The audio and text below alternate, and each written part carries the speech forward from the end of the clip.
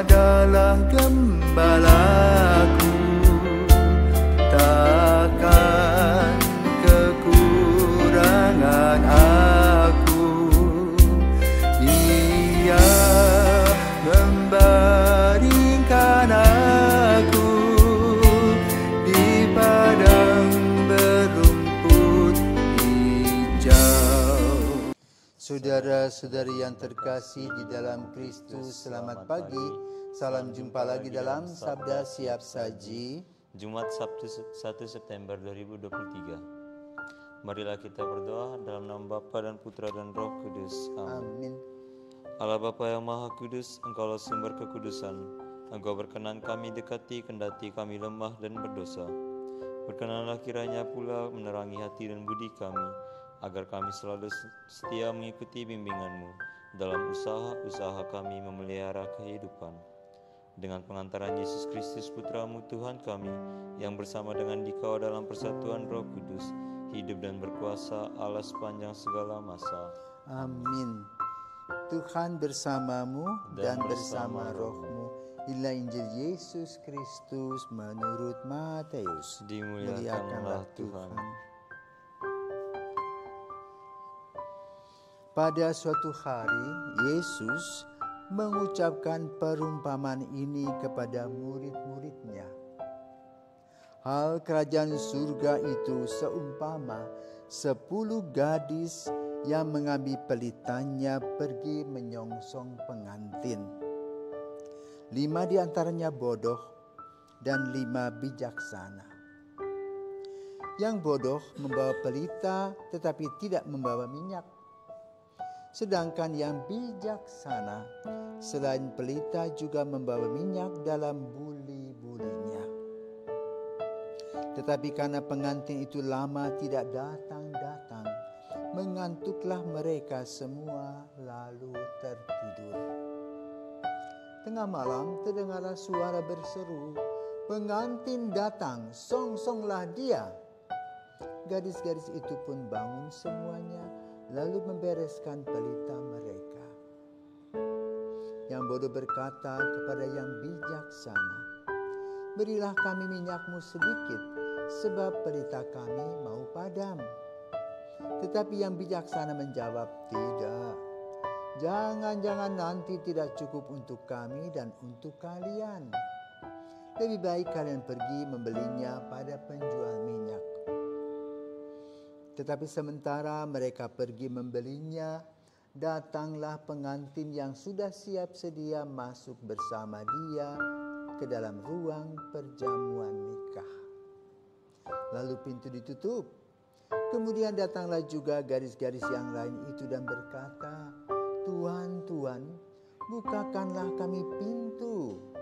Tetapi Tuhan itu menjawab, "Sungguh aku berkata kepadamu, aku tidak mengenal kalian. Karena itu berjaga-jagalah, sebab kalian tidak tahu akan hari maupun saatnya." Demikianlah sabda Tuhan, terpujilah Kristus. Selamat pagi, Dolfo. Hari ini Yesus menceritakan sebuah cerita, itu 5 gadis bijaksana dan 5 gadis yang bodoh. Di akhir kata Yesus berkata untuk berjaga-jagalah, sebab kalian tidak tahu akan hari manapun saatnya. Apa sih yang harus dipersiapkan? Jadi mungkin kita perlu membicarakan tentang konteks, ya. Konteksnya ini bulan September, ya. Bulan September biasa kita memperingati bulan Kitab Suci. Kenapa? Karena pada bulan September ini kita memperingati Santo Hieronymus, pengumpul ya, tulisan-tulisan, ya, serpihan-serpihan Kitab Suci, ya, yang diterjemahkan ya dari bahasa Ibrani, dari Yunani ke dari bahasa Ibrani atau Yunani ke dalam bahasa Latin, Vulgata. Perumpamaan yang disampaikan pada hari ini adalah tentang kehidupan, tentang hari esok. Sama seperti pada zaman sekarang, ya, kita itu diajarkan untuk disiplin. Misalnya kamu, Delvo, mau pulang ke Sumbawa Besar, ya, kamu duduk di bandara Ngurah Rai, ya, menuju Sumbawa Besar. Tapi kamu sibuk main game. Ketika disampaikan pesawat sekian-sekian menuju Sumbawa siap melalui pintu sekian, begitu. Lalu kamu sibuk dengan itu, gadgetnya itu. Apa yang terjadi dengan dirimu? Ditinggal. Lalu kamu teriak-teriak kepada si petugas tiket, "Ini saya loh ketinggalan." Apakah pesawatnya buka pintu lagi? Tidak. Nah, di situ Yesus mengajarkan kepada kita menggunakan logika. Ya, logikanya apa? Ada kelahiran, ada hidup, ada kematian. Ketika kita lahir, kita tidak tahu.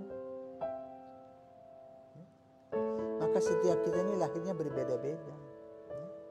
Tetapi bahwa kelahiran berarti hidup yang dimulai.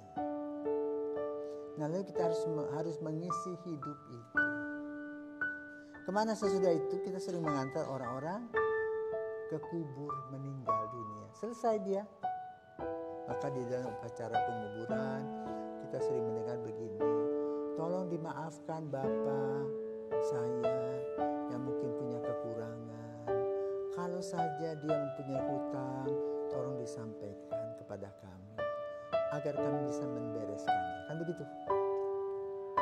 Jadi Yesus itu luar biasa mengajak kita untuk menggunakan logika kita bahwa hidup satu kali, bahwa hidup adalah anugerah, bahwa hidup adalah kesempatan. Maka kita dengar tuh, hidup adalah kesempatan, ya, hidup adalah anugerah. Nah, sekarang kita bagaimana mengolah anugerah tersebut, dan kita harus menjadi sang pemenang. Seperti misalnya Got Talent, ya, banyak sekali festival-festival yang berkaitan dengan kehidupan kita. Jadi kehidupan kita pun sama. Kita harus mengisinya dengan bijaksana sebagaimana digambarkan dalam perumpamaan Yesus tadi, yaitu 5 gadis bijaksana. Selalu siap sedia, tahu bahwa peritanya akan padam, harus diisi kembali dengan minyak. Yang satu yang 5 orang ya masa bodoh, sibuk dengan hal-hal yang tidak karuan, lalu pelitanya mati, tidak ada minyaknya lagi. Jadi boleh dikatakan perumpamaan ini mengajarkan kepada kita agar kita bersikap bijaksana, selalu bersedia mempersiapkan segala hal. Karena itu hidup ini harus punya program. Kamu punya cita-cita, ya? Cita-cita apa yang sebetulnya kamu mimpikan? Untuk sekarang sih, sekarang menjadi imam. Nah, bagaimana caranya menjadi imam? Nah, kamu masuk di dalam seminari dengan 5S. Apa aja tuh 5S? Siensia. Apa siensia? Itu pengetahuan. Jadi kamu belajar setiap hari, ya. Terus kedua, Sapiensia itu kebijaksanaan. Nah, itu yang diterapkan dalam 5 gadis bodoh dan bijaksana itu. Kemudian santitas, kekudusan. Makanya ada doa, ada misa, ya, ada bacaan rohani. Terus solidar dengan teman-teman, ya, dari berbagai suku dan bangsa, di mana kamu harus bersatu, duduk sama rendah, berdiri sama tinggi. Kemudian apa lagi? Sanitas, kebersihan, harus mandi, ya, gunting kuku. Dan kecil tuh. Cukur kumis, ya. Apalagi kamu sekarang di SMA-mu itu dengan sistem poin kumis 5 poin ya. Dikurang ya, seperti itu. Untuk latihan kedisiplinan. Nah, di sekolahmu diajarkan untuk 4H, DJTM, disiplin, jujur, terampil dan mandiri. Nah, itu nilai-nilai yang harus kamu olah sehingga melahirkan sebuah karakter dalam dirimu. Kembali kepada Injil.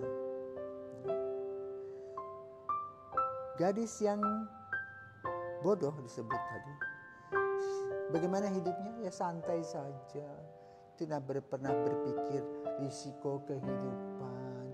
Tidak pernah pikir ada bahaya. Tidak pernah pikir bahwa hidupnya tidak berguna. Yang penting merasa ya hari ini. Maka itu tidak heran kalau orang-orang seperti misalnya yang suka bermain judi, mabok-mabokan, narkoba, ya, itu hidupnya tidak karuan. Pagi jadi siang, siang jadi malam, berputar tidak normal.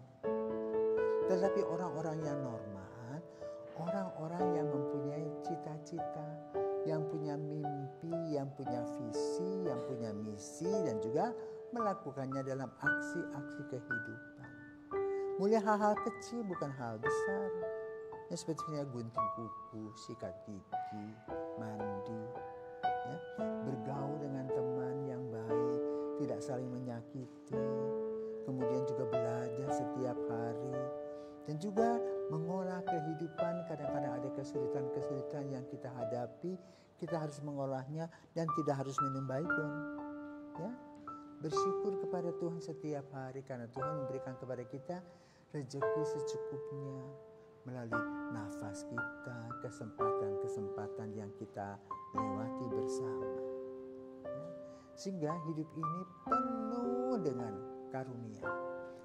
Hidup ini penuh dengan rasa syukur. Kenapa? Ternyata Tuhan membiarkan kita mengembangkan talenta kita untuk kebersamaan kita. Dan itu boleh katakan menjadi sebuah pegangan untuk masa depan. Antara hati dan pikiranmu harus seimbang. Atau Santo Benediktus mengatakan ora et labora, berdoalah dan bekerjalah.